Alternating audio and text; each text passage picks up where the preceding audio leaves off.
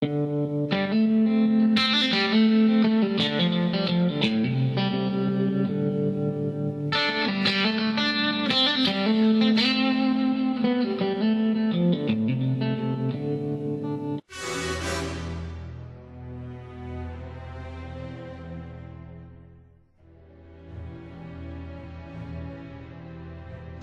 of the things I always loved about it was that you could be really sadistic and you could shoot the guys in the hand, shoot the guys in the foot, shoot the guys in the head, and while they were going, and then they'd flop to the ground.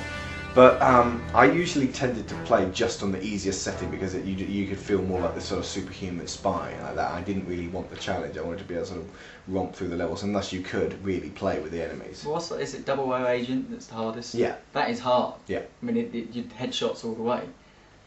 But yeah, it's more about shooting a guy in the arm, he flinches and you shoot him in the nuts just for the sake of doing it. It's quite fun. But it was the first game that actually did that because there weren't. I mean, the guys in Quake and Doom were just like, and they just attack you over and over again. They had one attack pattern.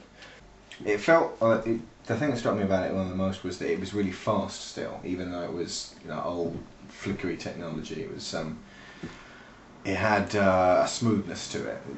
You didn't feel like you were dragging yourself around this, like the SNES version of Doom, seriously, what wasn't meant for FPSs. I'm not only that, we played Perfect Dark, not long ago, and the co-op in that is terrible. It's like 2 frames per second, and this, it's actually, I don't think it's not running at probably even 30 frames per second, but it seems smooth enough with the blurry enough graphics. And yet Perfect Dark's got the expansion pack, so it's almost like they were really trying to push the N64 and trying to cram all those extra textures in for Perfect Dark, or extra polygon count, I don't know, but it looks whatever atrocious. they were doing. It has the character of it, but it still looks fairly. Perfect Dark here. No, both. You go back to them now. It was amazing back then, but now it's pretty blurry. But then, what you're expecting that? The N64 was how old? So another thing that struck me was the patterns of the levels in my head. They were, it was just a perfect run-through facility, and I realised when I'd forgotten to pick up a key card and left it inside a locked room, I knew that the whole thing was screwed. But at the same time, if I carried on, I would have been able to just go straight through that, and my brain was going, right here, there's a guard, shoot him in the head. Well, the facility is a perfect example of that, because it was literally A, B, there's a guard there, you open this door, there's a guard behind it, because that's years of playing GoldenEye. Yeah. Obviously not many games have that, but it was ultimately fun again. After 20 minutes of the controls are rubbish, once you got over that, it was back to natural and we were just flying around the levels. Yeah. Quite hard still though. The funny thing about the difficulty is that it wasn't hard because we were running through the levels, but we died. I don't think we completed the level without dying entirely or failing the mission. It's tricky, it's not difficult. It's got things you've got to do, and so it's modern games you've got to really screw up to get something wrong, but in this you can lock yourself out of an area pretty easily. At the same time, it was like you had time to just stand there and go, right, I'm going to aim at you, pinpoint head, or pinpoint your kneecap, falling over. The animation is always great, but we still managed to die because suddenly it was like a swarm of 20 guys. You're like, well, I nailed the controls, dead. Well, there was no regenerating health as well. That's a thing that I think with Halo has become a hallmark of FPSs. So it's almost how many FPSs have you played in the past 5 years where it hasn't had that? Half-Life 2? There's so little that I can't actually name one. It's all just sort of take cover and hide and then... Which is fine because it goes easy and you don't have a stupid med pack. This med packs are basically just armour. But once your armour's down... But you got one energy bar for the whole level and you can never... There's no med packs for it, Oh, for fuck's sake. I'm battling the control system. For those your greatest enemy. Counting at home, I'm winning. Wow, big surprise there. Cardboard boxes. At what point did Nintendo go, you know what, I think the way forward is cardboard, because that's going to be the most sort of hard-wearing way to package our games. Just look at it. I take care of my games, and this, it's floppy. Oh, it's terrible. Floppiness bad. Right, list all the things that GoldenEye did which hadn't been done before. Firstly, first console FPS that was actually any good. In fact, brilliant. Secondly, not only a console first-person shooter, but a movie license game that was any good. How few and far between have they been? Back in those days, there was no. This was about the first one. 4-player multiplayer console shooter. Never done that before. No, and as technically, broken it would seem to be now, it still works. It's functional. It's functional. It's fun. It works. We were laughing. I mean, Paul's dying. But what do you expect? I mean, nothing Paul dies changes on now. Halo. Does it?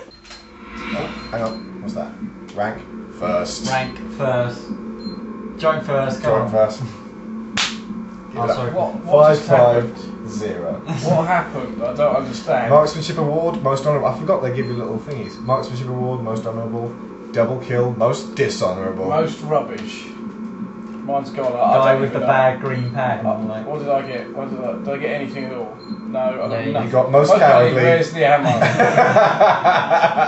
But the breadth and depth of options you had in the multiplayer as well. I mean, you've got like all of the different weapon types you can have in there, all the different characters you can play. I know it's only cosmetic, but it gave you some choices, and all the different levels you could get, which were sort of perfectly cut down from the existing levels in the game, and it gave you, rather than just going, look, do the same as one player mode, but with an extra guy there, or just charge at each other deathmatch style and just do that the same over and over again. They gave you different things to do, which again was a first for a console shooter, FPS. I mean, again, I'm just trying to think of any good multiplayer console shooters, even on the PlayStation before then. You look at this. This actually spawned stuff like Halo, Call of Duty. It's silly to say now because you go back to it and go, it's got problems out of it's ours, but it really did define the genre, and it took something like Halo eventually to come out and do it again in another generation. And this was king, and this was from Nintendo and Rare that went on to make this. It's a good game, but it's not a GoldenEye. Some people would be angry about it. I think, didn't Paul prefer GoldenEye? Hang on. Paul! Did you prefer GoldenEye or Perfect Dark? What, overall? Yeah. Perfect Dark. Thought so. That's all. He likes the aliens. I think he liked Joanna Dark. Another thing about it, it's an FPS, but it's also a story game, and rather than just going through one level after the other, shooting the same amount of guys, you had to interact with NPC characters and get them to do things for you without just killing them, and in fact you'd screw the level up if you did kill them, which you tended to experiment with. Experimentation. The whole game is about, I wonder what happens if I do this. Yeah, but on top of that, it's not just shooting. There was that fantastic scene on the train where he's getting his watch, and you're like, Pain in the arse. Pain in the arse, but you're cutting a little section out and you're jumping down, but it's far more than just like. Even the bang, last bang, few bang, times through. I'd done it, after I'd done it 50 times, I was still kind of, done it right. So I think the importance of this can't be understated. We've played a bit. I think it still holds up, honestly. It's. I'm not sure what kids would make of it these days. If you put it in, they'd be like, God, what is wrong with the visuals? What kids make of anything nowadays? I mean, you could find these games, although not true. Not true. If you put an old school 2D platformer like Mario World in front of them on the Wii, they'll still love it because it's simple and you can see what's going on. It's 3D that's become really difficult to sell. Now that you've got the far better HD versions of it. Maybe we're underestimating because I did initially go into sceptical. Let's find a child and show them GoldenEye. No, but I went in skeptical. We played it and we fired it up and went, oh my god, my eyes are dying here.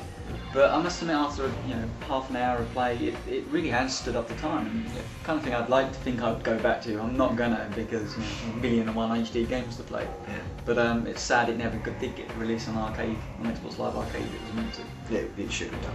It was one of the few games that I waited for and waited for and waited for and couldn't. I just can't wait for this thing. And it finally turned up, and it was like, wow, it really is the greatest game I've ever played. So, I suppose it's much like that with the Ocarina for a lot of other people. I loved Ocarina as well, but this was the thing, the pride and joy for me for the N64. I think I had the same feeling when I finally got Mario.